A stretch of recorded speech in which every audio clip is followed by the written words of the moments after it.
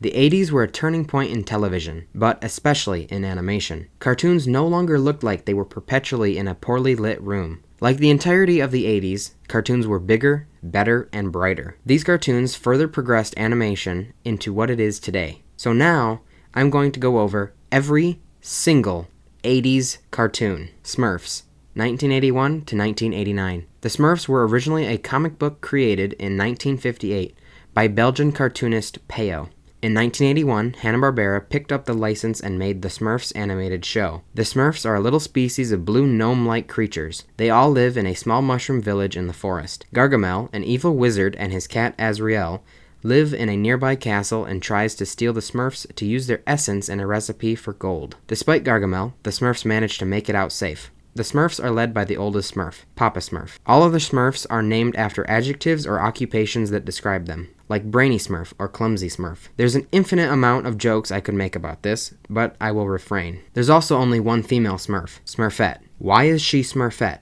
Based on their logic, shouldn't she just be Woman Smurf? So I have a couple questions about how they keep their species going. Only one female? Poor Smurfette. The show ended in 1989 after declining ratings. The show ended on a cliffhanger, leaving 17 Smurfs going through time travel. The Smurfs have become an icon in pop culture, still getting movies and new products today. Spider-Man and His Amazing Friends, 1981 to 1983. The show stars the ever-iconic Spider-Man, joined by Iceman and the new original character Firestar. Joined together, they are called the Spider-Friends. The three lived together in Aunt May's house while they fought off supervillains from the Marvel Universe. They also teamed up with some of the superheroes from the Marvel Universe. This show was a total rip-off of the DC Super Friends, even having a pet character, Miss Lion, which rips off Wonder Dog and Gleek. The show ended in 1983 after 3 seasons.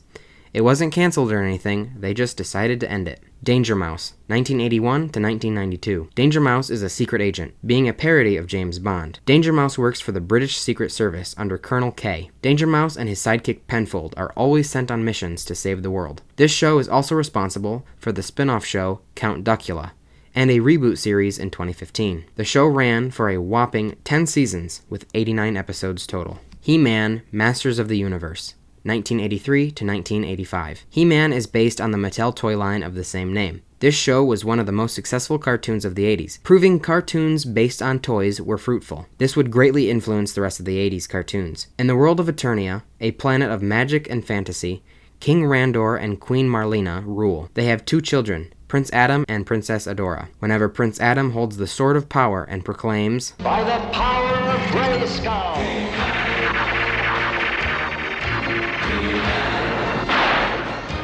he transforms into He-Man, the most powerful man in the universe. He and his cast of allies defend Eternia from the evil Skeletor. Skeletor's goal is to claim Castle Grayskull, the fortress that wields He-Man all his power. Skeletor would like this power to conquer the universe. The show led to a full movie and a spin-off show, She-Ra, which I will talk about later. Inspector Gadget, 1983 to 1985. Inspector Gadget is a cyborg that has various gadgets built into his body. He has an evil arch-nemesis, Dr. Claw, and he goes on missions to stop the evildoer and his evil organization known as MAD. His niece Penny and their dog Brain secretly help the inspector along the way. You would think that a robotic man with all these elaborate machines would know what he's doing. Well, you would be wrong. Inspector Gadget is fully incompetent. On every mission he goes on, he has no clue what he is doing. The brains behind every mission is really Penny, his niece. She is the one that ensures the inspector stays out of harm's way and thwarts the evil Dr. Claw. The show ended in 1985 after 2 seasons. The show has spawned multiple reboots and 2 live-action movies. Alvin and the Chipmunks, 1983 to 1990. This show is a sequel to the 1960s series The Alvin Show. The original show introduced the 3 main chipmunks,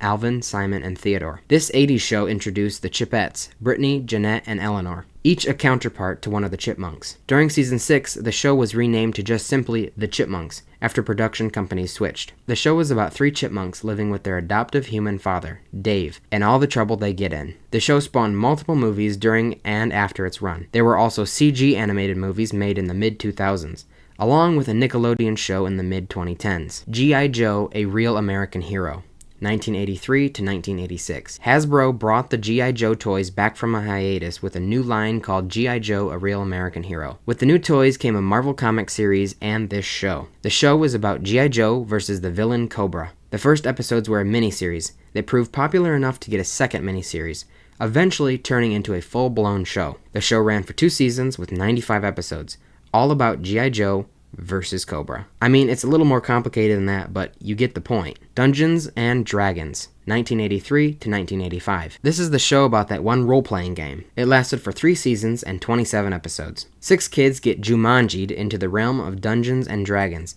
and have to go on a long adventure to find their way home. They have their guide, the Dungeon Master, to help them. Of course, the show wouldn't be a show without an antagonist. That's where the evil wizard comes in. Transformers, 1984 to 1987. Another show based on hugely successful toys and their comics. Hasbro made Transformer toys, which in one form were vehicles, and then could transform into robots. The toys then got their own comic books that were originally part of the Marvel Universe. The Transformers are made up of 2 factions, the Autobots and the evil Decepticons. They crash land on Earth and resume a conflict that has lasted for like a really long time. After a very successful first and second season, a movie was released, and after the movie, seasons 3 and 4 came out. Based on what I'm reading, there's a buttload of lore that I am certainly not going to get into. These first 4 seasons and the movie are known as Generation 1, a term coined by fans. In the early to mid-90s, Generation 2 was released, and since then further generations were released. There are tons of CG animated mixed with live-action movies that have been released in the last couple of decades. I'm not really in tune with anything to do with Transformers, but aren't those like notoriously hated or bad or something? I don't know. Voltron, 1984. Voltron is a huge robot made up of 5 robot lions, and those robot lions are controlled by 5 pilots. The pilots utilize Voltron to protect the planet Arus from the warlord King Zarkon and his robeasts. In Season 2,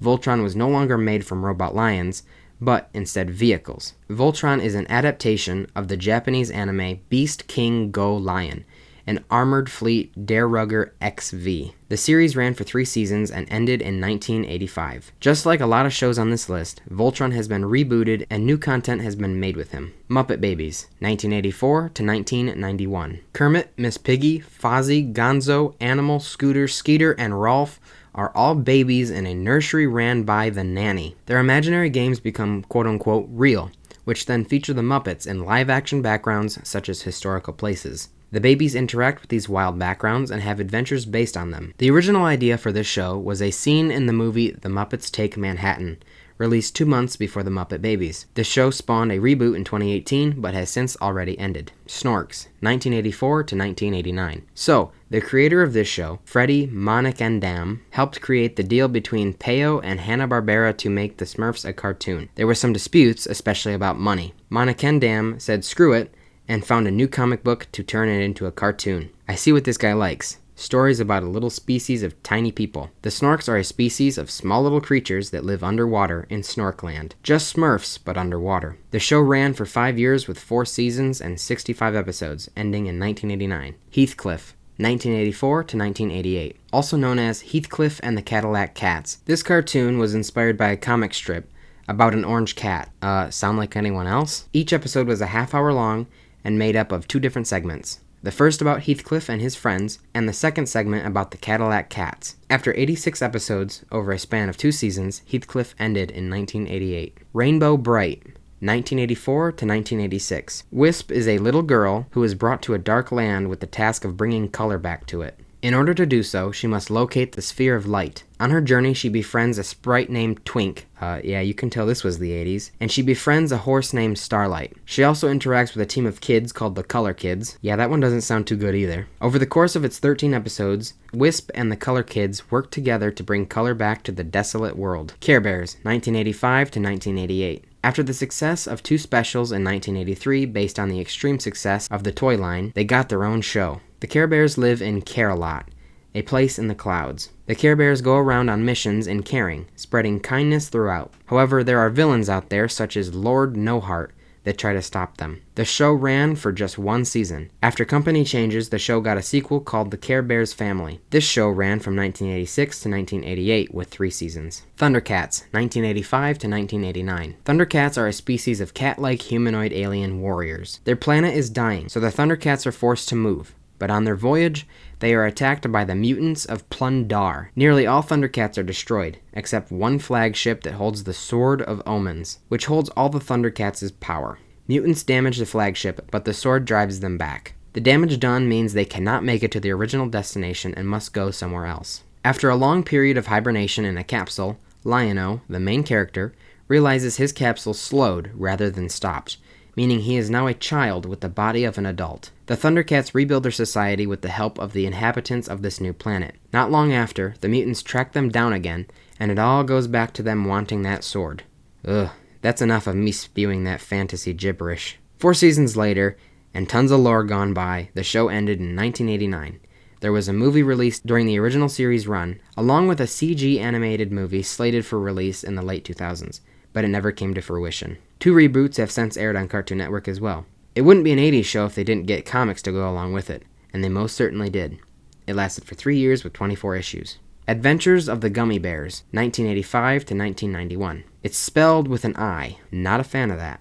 A Disney show, this one features a bunch of colorful bears set in a medieval time. The Gummy Bears, with an I, are magical creatures that help people, including their human friend, and thwart evil villains. After 6 seasons, the show ended. This show had a huge budget, which meant it was a beautiful-looking cartoon. This set the ball rolling and created a huge domino effect. In competition, other cartoons tried to make their cartoons look more stylish and more artistic than this one, creating a new era of unique and artistic shows. She-Ra, Princess of Power, 1985 to 1987. Like I mentioned earlier, this is the spin-off to He-Man. Unlike He-Man, the show came first, and then the toys. To sum this show up terribly, it's female He-Man. A lot of the same characters that were in He-Man appear in this show as well. The show was directed to younger girls to empower them. The series lasted until 1987 with 2 seasons and just under 100 episodes. Mask, Mobile Armored Strike Command, 1985 to 1986. They had to switch the C to a K in command because they couldn't think of anything better.